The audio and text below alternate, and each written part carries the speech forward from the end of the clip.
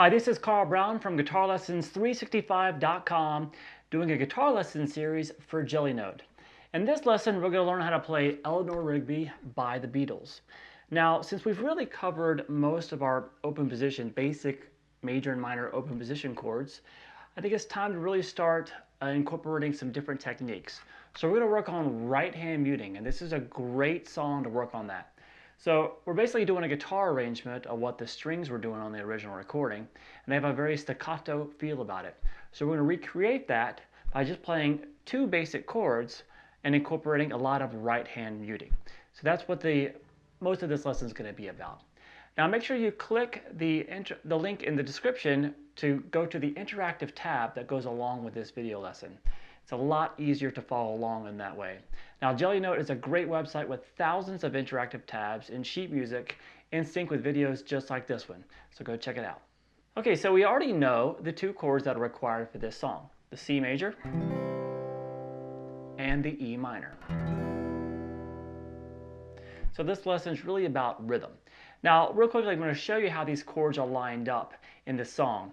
When you start the song, which was pretty much what I would call the chorus, when they're saying, I look at all the lonely people, that is starting with the C major, then going to the E minor. Now that does that twice, and then it goes to the verse of the song, which is the reverse of that. It's E minor,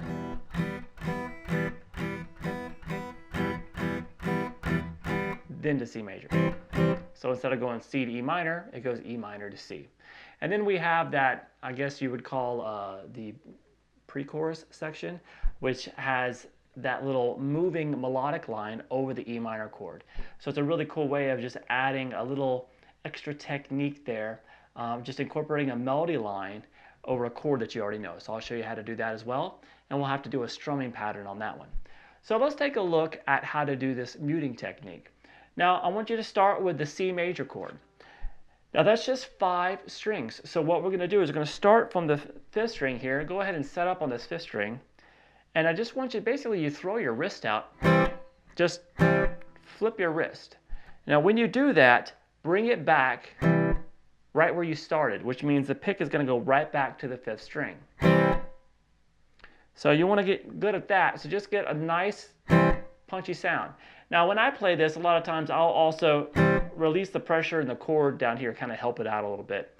You'll see me do that. I'm releasing the pressure of the notes. I'm keeping my fingers on the strings, but I'm just releasing the pressure and then putting it back down when I strum again. That's actually not required though to do that, because you can do all the muting with the right hand if you want. And we're going to focus on that. So we're going to just flick that wrist and then come back down to the 5th string and then do it again. Try to keep a nice loose motion when you do that. You're basically just turning the wrist over. So just aim to come back right to that 5th string every time. And then just strum across and then you almost want to feel like it's one hit, not, you don't want to glide across the string, just a big, like everything's just one big string. And then switch to the E minor. Now when you go to the E minor, obviously that's a 6th string chord. So you're going to start down here, come back down to the low E, and then strum across all 6. And when you come back, you got to come back to the 6th string this time. Now what I'm doing here with the muting, I'm laying the back of my palm, the edge of the palm here, kind of really your pinky muscle is going to come down and lay on the strings. So we have this. Kind of exaggerating the motion there. So that's kind of the meaty part of your hand. It can really mute the strings well. So we have back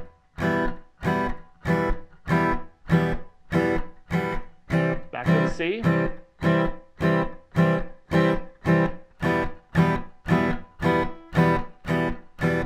And then we're to the verse, which we're going to do the exact same rhythm. We're just going to reverse the chords. We're going to now stay with the E minor there to start the verse. Then go to C.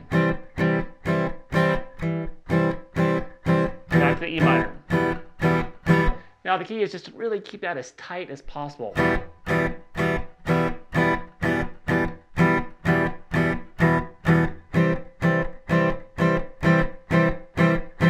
that tight, you got to really make it a very punchy stroke, and then immediately mute it.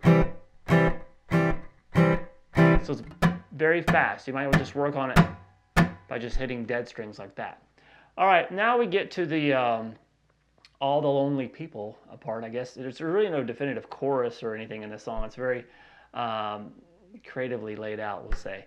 And that is going to sound like this.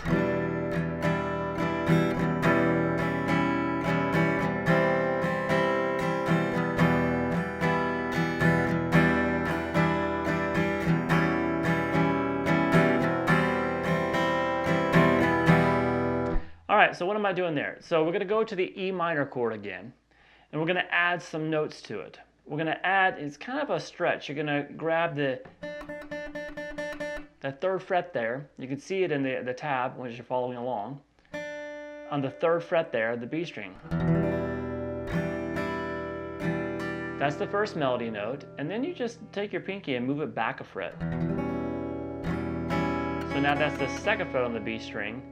And now it gets a little bit easier because now you can use your first finger. We're just going to go down another fret on the B string there.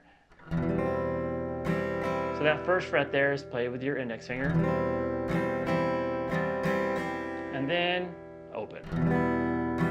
And then repeat, just bring that pinky back down.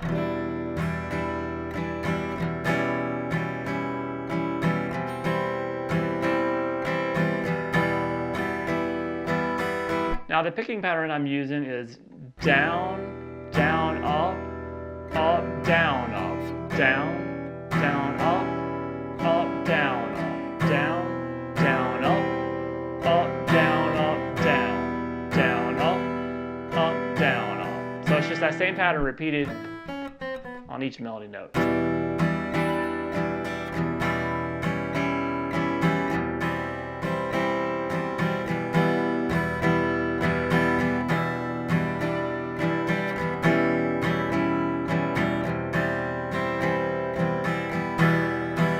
We're back to the nice muted rhythms.